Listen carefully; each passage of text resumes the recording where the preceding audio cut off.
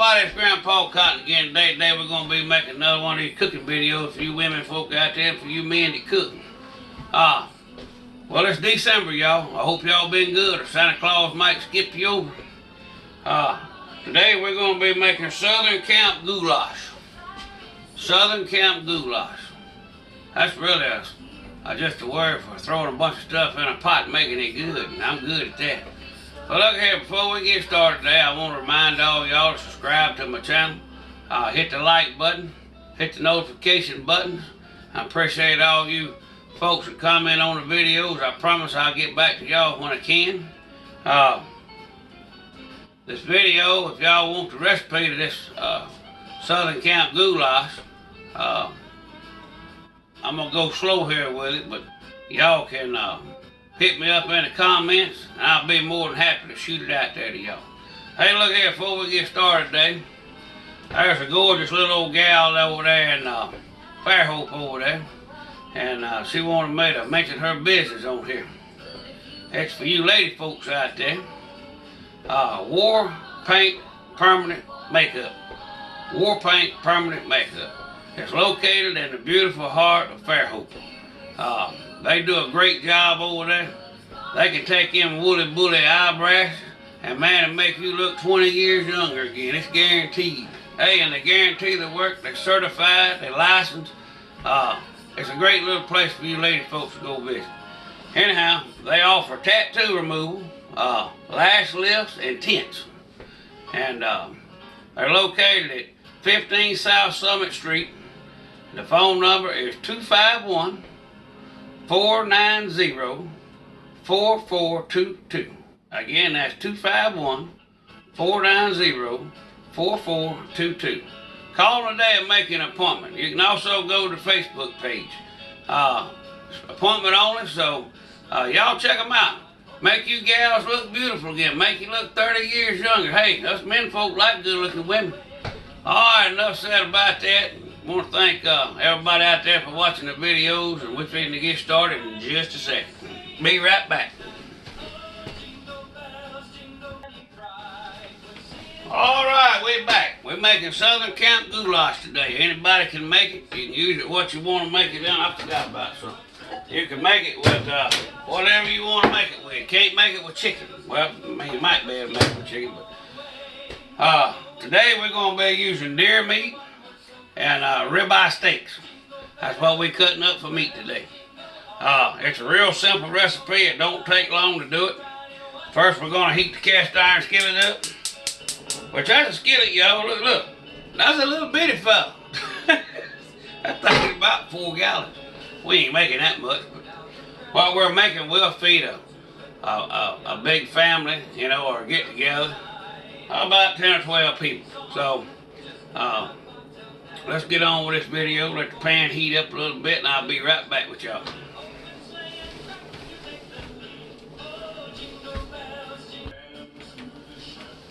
Alright, we're back with you.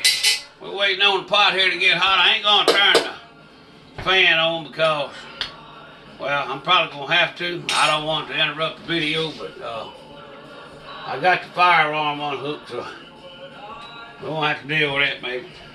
Alright, Southern Camp goulash. Here we go. We're going to use 1 pound of ground beef. It can be any type of meat you want to use. I'm using my own deer meat from the previous deer. I'm gonna put this is what I use right here. Is I cut up about 4 good ribeyes. Yeah, I run them, but hey, it's gonna all be good. We're gonna put that in there in the pot. We're gonna use a trusty stirrer here from Smart Homes. Man, them's good little old you know, spatulas. I mean, they are fine little spatulas. The amount of meat you put in this thing, put 1 pound of ground beef, and you put about 1.5 pounds of chopped steak. You can use them old cheap cube steaks if you want to. I mean, that's entirely up to you. We're going to add 1 large yellow onion. Big yellow onion. We're going to go ahead and put that in with the mix. And we're gonna add our seasoning right here. I've got, whatever I got here. Lord have mercy. Alright, I got a tablespoon and a half of Creole seasoning. We're gonna go ahead and add that in here. Just like that right there while the meat's cooking.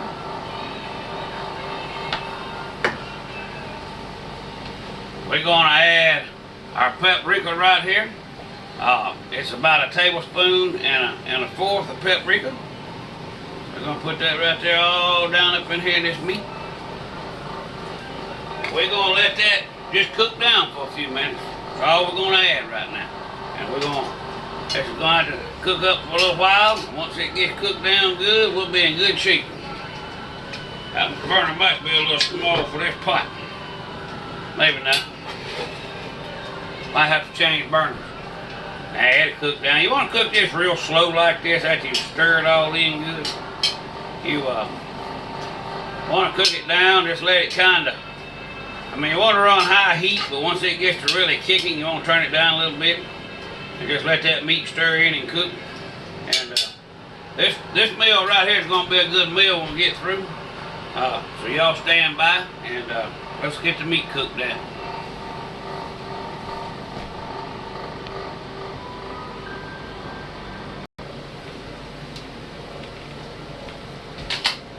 Alright everybody, we back. It's been about 25 minutes on to cook on the meat. And man, I'm gonna tell you something. It's about medium rare. Steak and onions, you can't beat it.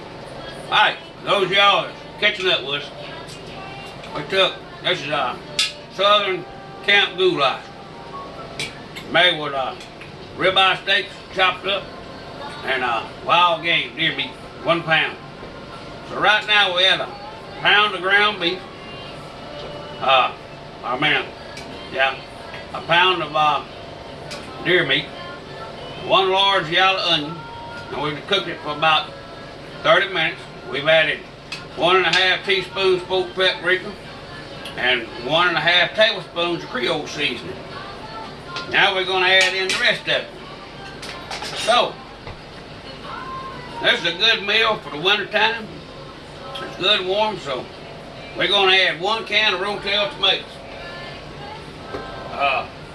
Let's talk about these rotel tomatoes a minute. You got hot, mild, and regular. If you want to spice this up, you put the hot in. If you want to make it just right, you put the mild in. So we're going to put the mild in it. But this also calls for a little bit of green chilies. You know, about whatever you like to use or whatever. So, what I'm going to do, the store didn't have no green, so we're going to add just a little bit of rotel hot to it. Got habaneros in it. Just a little bit. Just a little bit to kick it off. Just enough to waste that can. Okay? We're going to stir all that in there a little bit, whip it up. Oh man, you ought to smell that rotel tomatoes. Man, that stuff's smelling good, smelling good. Alright, we're going to add 1 can of stewed tomatoes. Now, where'd the stewed tomatoes go? Done lost them. Oh, there they are. I was looking for a can. Hey, look. Me and my wife together, we make these stewed tomatoes. These are Italian style. We got onions and bell peppers in them, or you can just do them regular. We make these, we can these, and they're good for you. They ain't like them old store-bought things with all them preservatives, and they'll last about 3 or 4 years and they're on the shelf. So, we're adding 1 can of stewed tomatoes. I'm going to give that a quick whirl in here. Oh man, she's smelling delicious. She's smelling great. Alright, we got them stewed tomatoes in here. We're going to add 1 can of tomato paste. That tomato paste is going to help bind all this together here in a little while. You want to get the whole can in there. Get it all out there. By the way, this cooking big pots and all I use all the time, they from Avid Outdoors. You have to season them in the oven after you first get them, but once you get them seasoned, man, these things work great.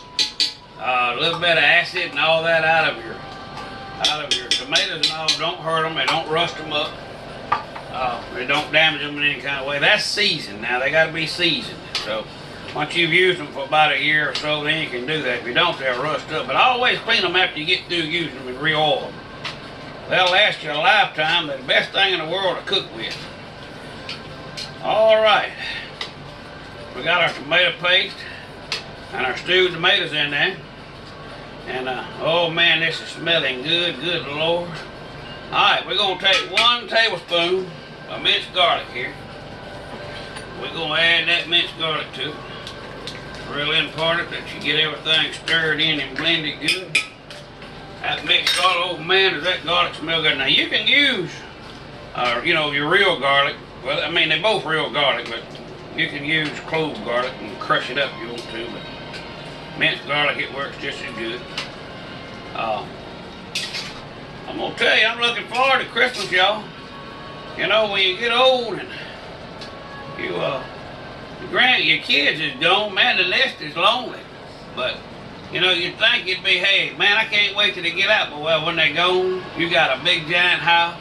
You're paying a big light bill on a big old giant house that there ain't nobody in. It's really depressing. But we got the grandkids to look forward to on Christmas.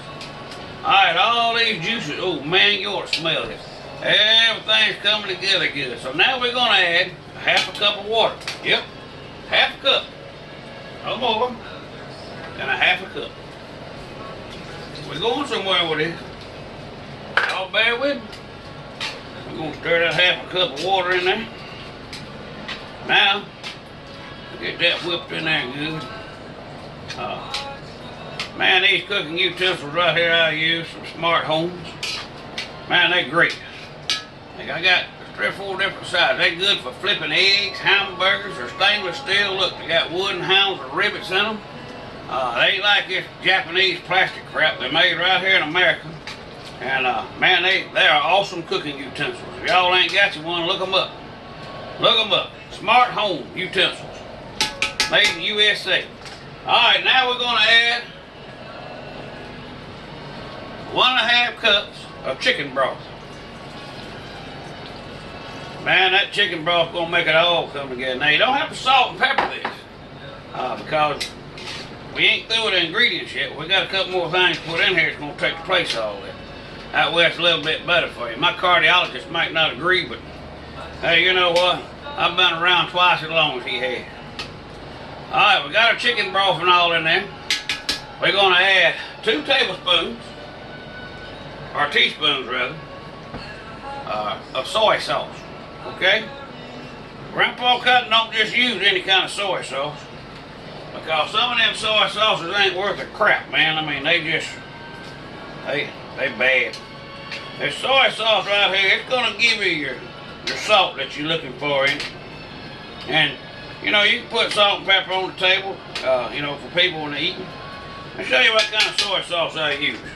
I've used all kind over the years, and you can't beat that Le Choy. I mean, dude, that is the best soy sauce right there you'll ever get. I mean, you ain't gonna find no finer soy sauce. You marinate my steaks in it, my hamburgers, my pork chops, my chicken. Everything gets soy sauce on it. But you know, that's just for folks that like that kind of stuff. Okay, we got one last final ingredient here. Well, almost. We got one more after this. It's bay leaves. I want you to take a good look at them. I know you can buy them in a store, but that right there, I got hundreds and thousands of these trees on my property. So if anybody wants a bay tree to plant in their yard, hit me up and you come get you one. Hey, more than welcome to them. There's nothing like fresh bay leaves. These grow wild around here.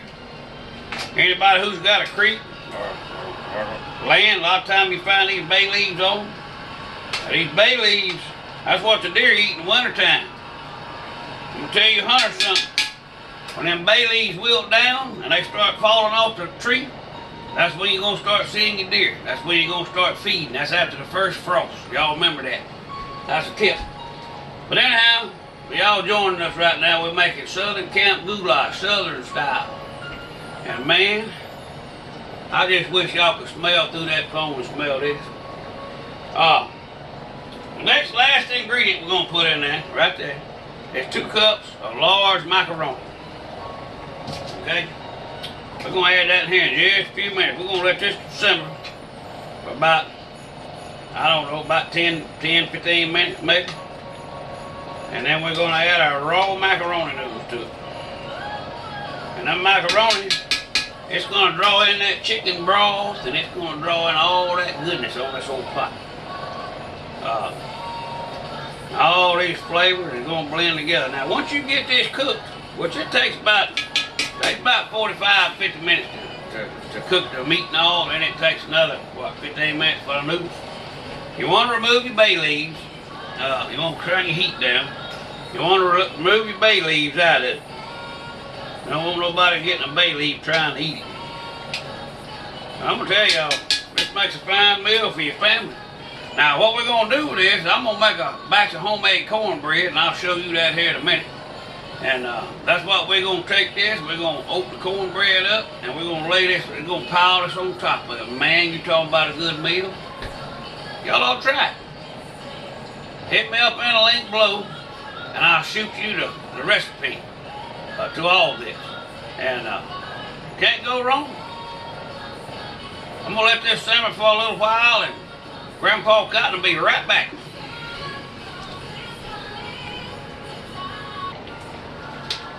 Alright, Grandpa Cotton's back, man. I'm gonna tell you, ooh, Lord have mercy. Man, y'all think y'all in one of them big fancy restaurants. You know, cooking ain't nothing, no big deal to it. You don't have to go to school and become a chef to learn how to cook. I mean, you got a lot of people that do, and I appreciate that because they make fancy food. But let me tell you what a cook is. A real cook. Not no fancy chef that works in some little fancy restaurant. A real cook is someone that can take nothing and make something that everybody enjoys.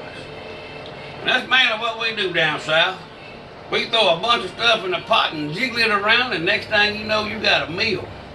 Alright everybody, we're going to add 2 cups of large elbow macaroni. Now, all this is cooked down. It's been about 30 minutes. A lot of liquid in here. You just stir them macaroni in there real good, like that right there. Cut it on low. And let it just sit there and soak up all them juices in there. All them juices. Want to be sure all them noodles are in there. They'll rise up here in a hot minute. And man, will that be good. We're going to cover this thing up. We're going to use a pizza stone since I ain't got no lid that fits this doggone pot. So we're going to cover that like that for a minute. Alright, let's go for the cornbread. First thing you're going to need, I like a cast iron skillet. And you want to preheat your oven to 375 degrees. Now what we're going to do with this thing is we're going to grease it. We're going to put it in the oven for just a few minutes. Let it get itself hot.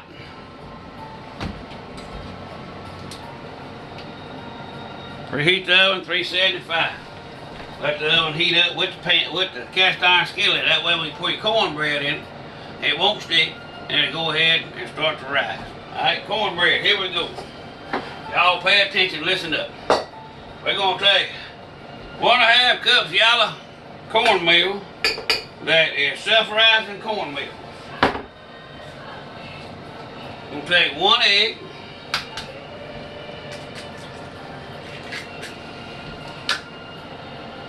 And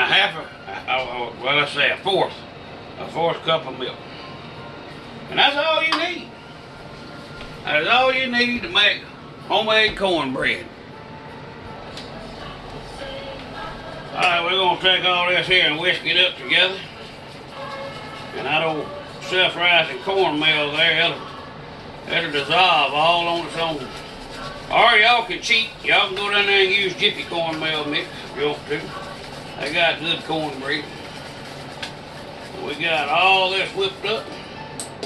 It's best when you're using real yellow cornmeal instead of Jiffy meal mix. You gotta stir it, you gotta whip it a lot. Once you get it whipped up good, you wanna let it set for about 5 minutes. 5 minutes, that's gonna be it. Hope I'll be back with y'all in just a minute. Oh, all right, y'all. Let's check this stuff out here and see what she's looking like. We got to pull this homemade lid off here. Yeah, that shows you how big that pot is. I mean, that's a... Oh, yeah, they puffing up nice. It's going to be a mighty good meal. I'll show it to you here in a little bit for y'all. And them noodles, they rising up nice. Probably about another 20 minutes on the noodles. So we're going to put the lid back on her. Keep in the moisture. You want a lid on them because if you don't, you'll lose the moisture out of there to evaporate. But anyhow, let's check on our cast iron skillet, see if it's hot yet.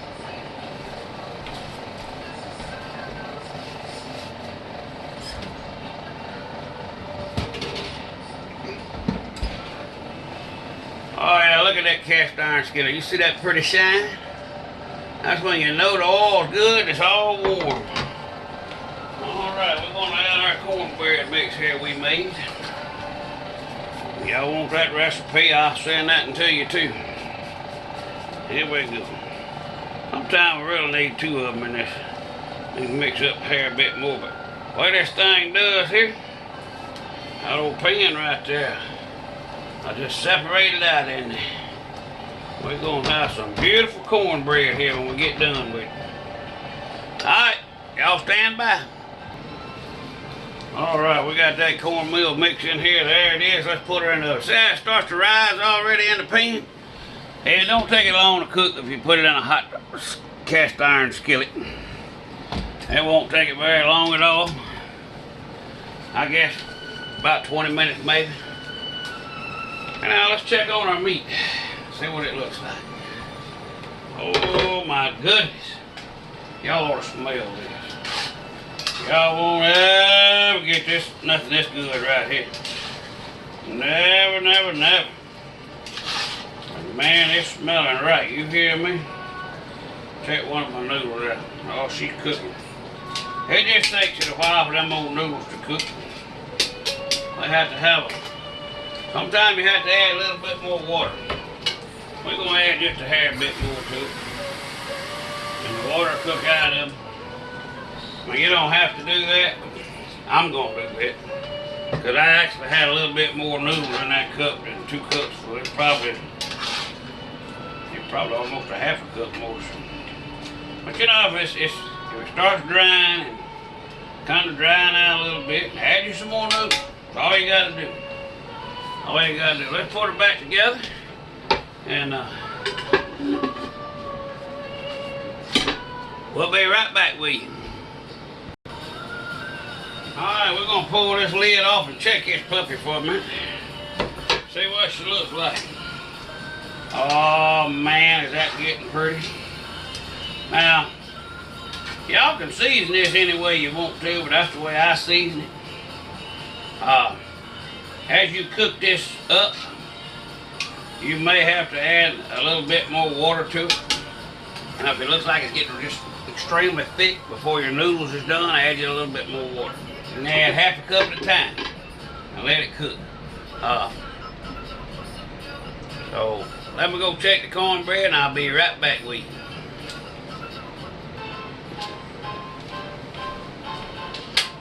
Alright everybody, let's take a look at the cornbread. Cornbread ought to be ready. Let's check it out.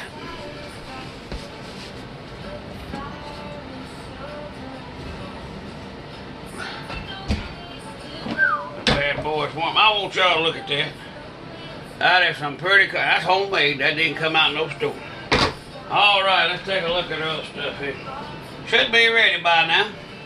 We should be concluding this video. Oh my goodness. Y'all look at that. Holy mackerel. Yes, that looks fine. Alright, I'm going to scoop out a little bit of this here. Show y'all what she looks like. She is done.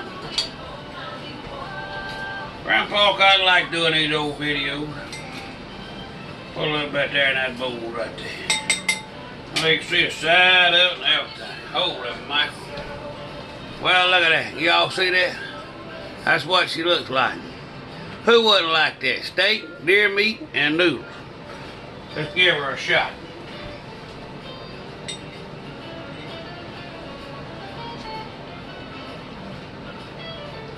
Boy, that'll make a slappy mama. All right, everybody.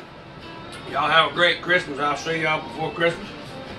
And hope y'all enjoy this. If y'all want the recipes, hit me up and I'll post them. I'm going to post them anyhow, but if you hit me up on them, I'll send them directly to you.